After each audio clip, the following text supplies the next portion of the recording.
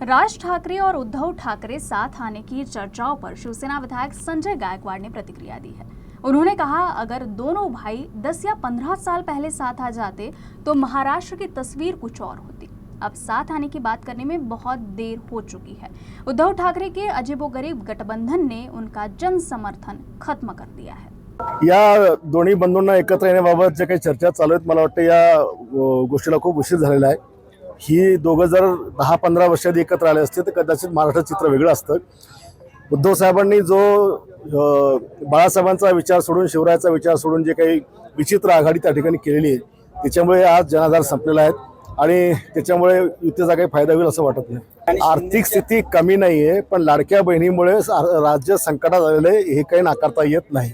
1.25 लाख कोटी रुपयाची तूट आहे, ज्याचा परिणाम विकास कामावर झालेला आहे, कर्मचाऱ्यांच्या पगारावर झालेला आहे, सगळ्याच गोष्टीवर झालेला आहे। पण ती तूट जुलै ऑगस्ट पर्यंत भरून निघेल। आम्हालाच नाही, सगळ्यांनाच। या मागच्या अधिवेशनामध्ये एकही आमदाराला बजेटचे पैसे मिळालेले नाही, कुठल्याच योजनेचे मिळाले, कुठल्याच डिपार्टमेंटचे मिळाले नाही।